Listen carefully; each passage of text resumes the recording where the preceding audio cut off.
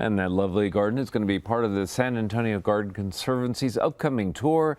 And joining me right now to talk about that is Shirley Fox. And welcome to Central Texas Gardener, Shirley. Thank you. And it's great to have you with us. And the garden we just saw is the Fisher Garden, which is going to be one of 6 gardens on the tour. How has that changed during the autumn? In the fall, those native grasses, the muleys that they have on that sunny front slope, they are in full bloom. We expect them to be in full bloom that week. And when we went for the preview, that was, we just saw those and we were sold. Yeah. Native grasses have such a wonderful sense of movement and grace to them. Right. They were waving, and we didn't even have to look at the address. We knew we were at the right place. Well, the tour is now a big event in San Antonio. It's going to be on October 14th. Yes. And what is the overall theme for this year? The tour showcases a variety of gardens that work well in our San Antonio climate and look good all year. One of the criteria that we had was minimal lawn, so we could put the focus on garden design and plants. Okay. Well, that's something that people everywhere are moving to or beginning to adopt to conserve water. And certainly in San Antonio, we've been doing that for over 20 years now. Right, right. Well, San Antonio's done a great job at water conservation over the past couple of decades. Really made great strides on that. And I know the gardening community is making a big difference there. Another of the gardens that are going to be on tour is the Gilliam Garden. Yes. And tell me a little bit about this one. It's more of a formal space, isn't it? It's also in Terrell Hills, and their landscape architect, John Troy, did a great job in incorporating their wish list as well as a lot of garden objects that they've collected on their travels. So you start at the street and they have these great planted terraces with large cut stone, and then there's a formal courtyard in the front. The house was inspired by our San Antonio missions, so it's just a great And then we go. There's a brick labyrinth with a with a great gate.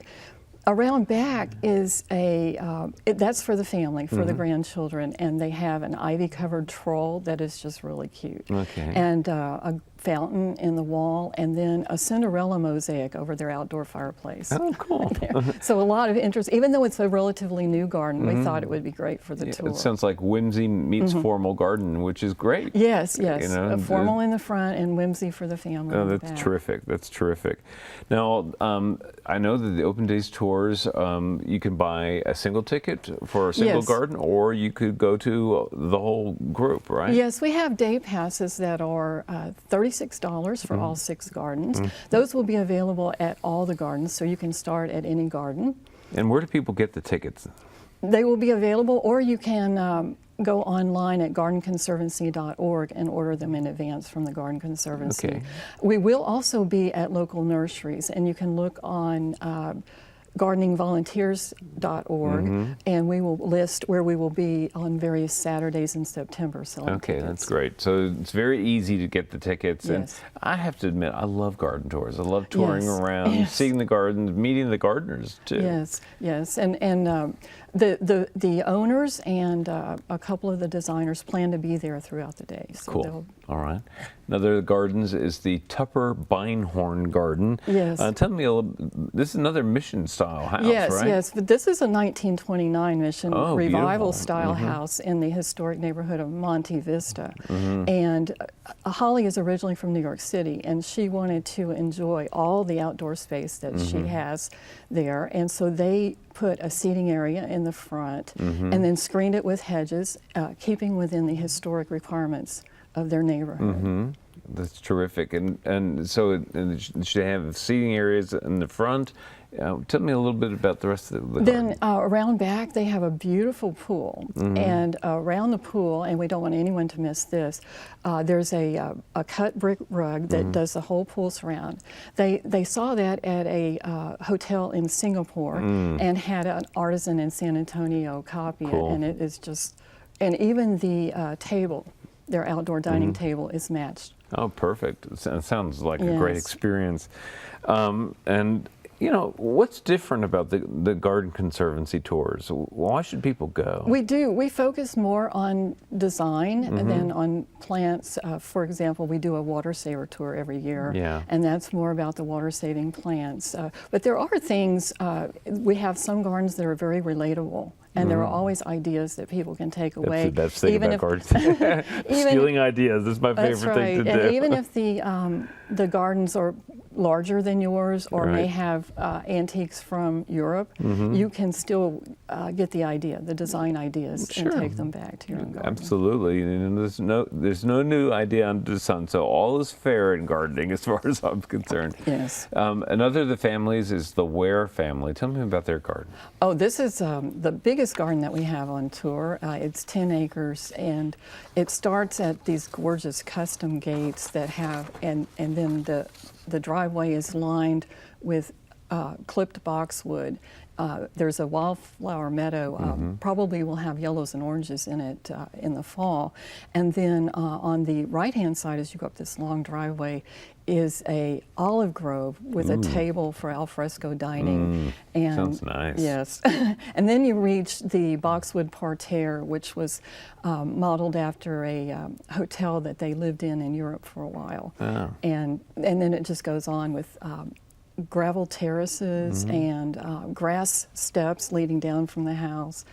And then there's Cowtex from the cow parade, a cow with a Texas flag on it. Okay. That just reminds us that we're still in the Texas Hill Country. Oh, cool. Well, I'm a big fan of boxwood parterre, I think that's terrific. Now, you would love the Koopman House is another on the tour. Tell me about some of the special features here. Well, Bob Koopman, this is a neighborhood, a suburban neighborhood, and 30 years ago, when he moved in, he worked with his developer to keep as many trees on his lot as possible. And now those trees are like sculpture. He keeps all the ground cover very low. They have a stacked stone wall that curves around in front of their corner lot. So that's something that I think viewers would like to see.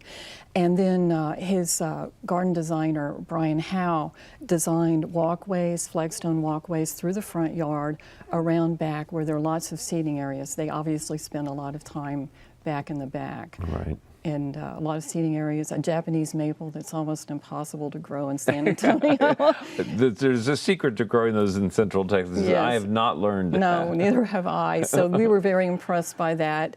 He buys the top quality plants. He doesn't have a lot of plants, but he buys top quality and keeps them in pristine condition. Everything is very well maintained.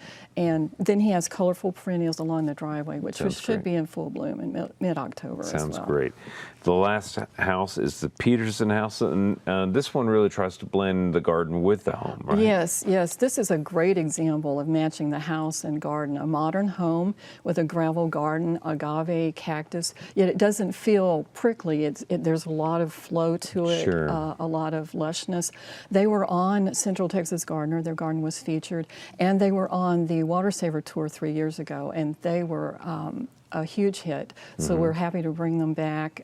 People who enjoyed it before can go and see what's new, and those who had not seen it, this is their chance. Well, that's terrific. And, you know, for those of us who love agaves and a lot of those desert plants, a lot of people think that those are very static gardens, but you can weave them in such, you know, with native grasses and things like that. Yes, she has a lot of bamboo muley that softens it, a lot of the purple lantana that's been there for a long time. Right. And one of her agaves has bloomed since and has gone away, and she's replaced that. So there are changes. Oh, always. She has been editing as well. Well, real briefly, tell me the website again for people to get information. GardeningVolunteers.org to find out where we're going to be selling tickets in September, and GardenConservancy.org to learn more about the gardens. You can go to the Open Days tab, or on Gardening Volunteers, we also have a tour tab that you can get more details and addresses on the gardens. All right, well, perfect. Thank you so much for coming by, and best wishes for your great tour in San Antonio this year. We're looking forward to it. Thank you. All right, coming up next is our friend Daphne.